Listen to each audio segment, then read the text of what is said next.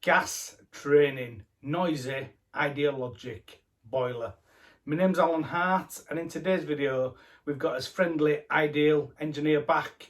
And this video today is an amazing video. I've learned quite a lot from watching this video, so I can only thank the Ideal engineer for sharing his knowledge. I think it's really good that he's put the time and effort in to share this knowledge with us. So what he's going to do is, this is a gas training video, so this is for your apprentices or your plumbers that are doing gas already. It's not for DIY. If you're going to work on a boiler, you must be gas safe registered or competent to do so, or you must be working with somebody who is gas safe registered.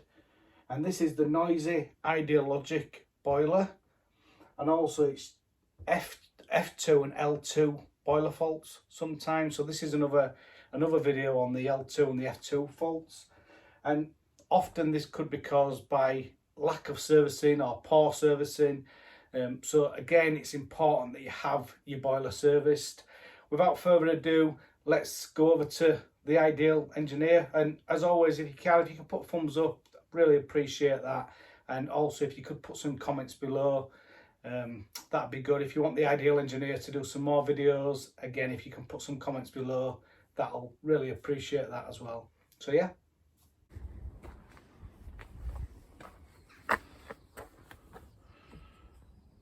Hello everybody. You might be surprised to see that I'm back again. I said I wouldn't be doing any more videos because I was returning to work. I'd not been very well. I've been off for a while and I tried to go back to work, but it didn't work out very well. I've been off again, but at this point in my life I'm able to walk, talk, move, and I was going a bit spare trying to find things to do, so I thought whilst I'm in this position I'll try and make another video, or maybe a couple more if I can. And a good place to start, I think, would be where I left off last time.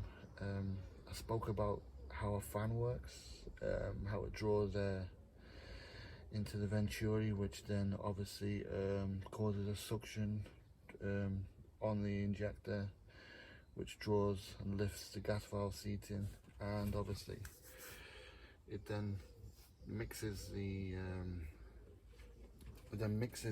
the gas and air in the venturi and blows it into the burner.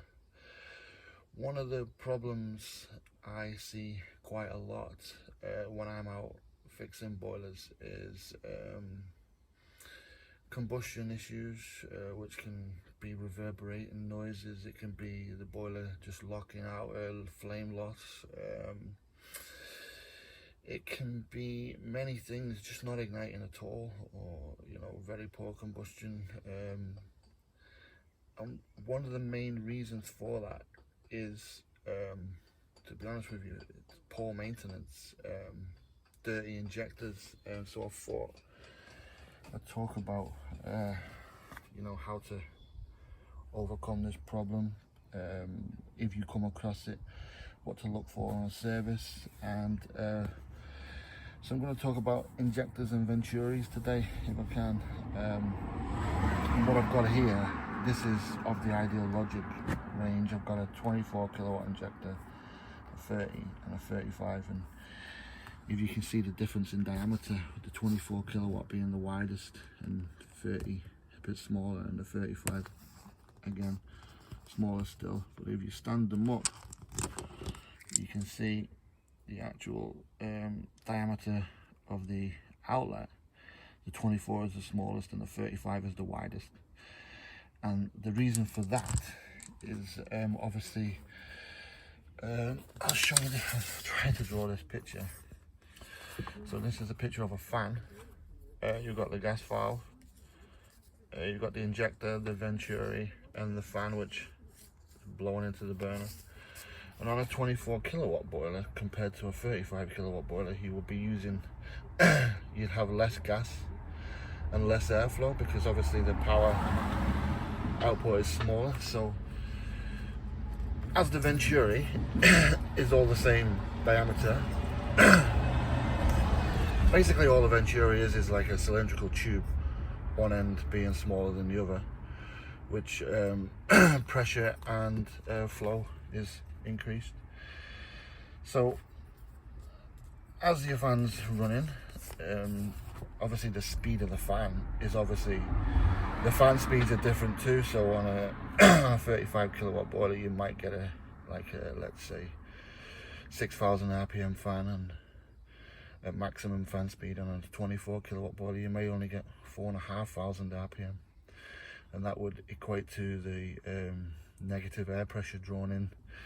But what happens is, as the air is drawn in through the Venturi on a 24 kilowatt boiler, you don't want as much air as you would do on a 35 kilowatt boiler. So your injector is wider to decrease the gap or the path of airflow, but you also want less gas to go through, so the internal orifice of the injector is too smaller. So as you can see by the injector size,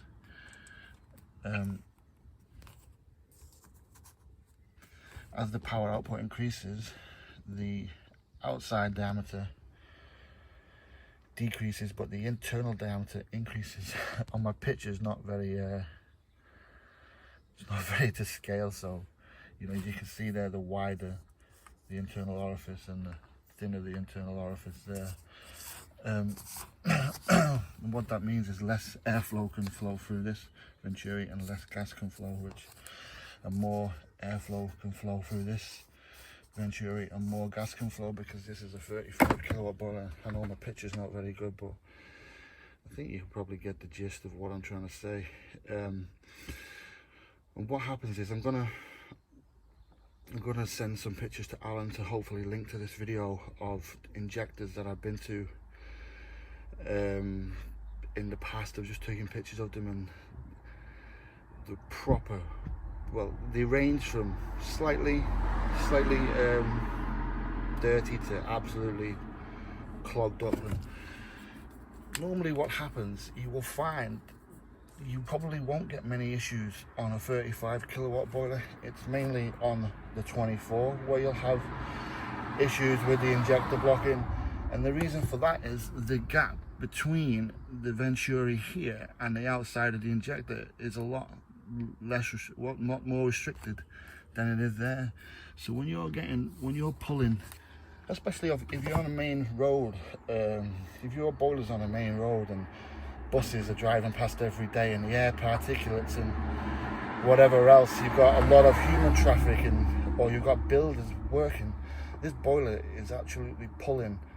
It's like a hoover. It's sucking air from outside, and any air particulate suspended in the air, it's going to get sucked up into the fan and then blown into the burner when it gets stuck. But sometimes it doesn't even get that far, and what happens is, as the air particulates build up on the outside of the injector or the inside of the Venturi, you just get stuck like this, and therefore it can't drag the air in that it needs. And sometimes it won't even lift the gas valve to ignite the burner, but sometimes at full speed it can drag enough air in through that restricted orifice, but when it starts to modulate down to low fire, it just cannot sustain the air, and then obviously the mixture of the gas and air is wrong. It starts to reverberate, make horrible, like a noise, and then it just distinguishes. The flame goes to like F2 or L2, and you know, not always the case, but 9 times out of 10 it's because the injector has been left and not cleaned on a service, and for many years it just gets clogged up like that to the point where it just cannot flow the airflow. And like I said, it normally happens on a 24 kilowatt. You don't see, you get it on the 30, you don't really see it on the 35. It can happen. It's just because of, you've got enough gap there that will not close the air off. It does happen, but most of the time you'll find it on a 24 kilowatt.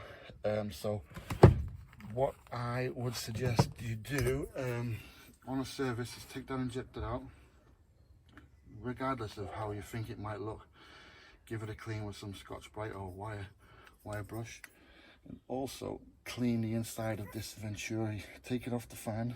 There's just one screw that holds it in there, and you twist it off. Take that out, get a bit of a damp cloth and just wipe it out. And you'll find most of the time when you put that back in, it'll work. On the odd occasion that it's difficult sometimes to clean the inside of the injector.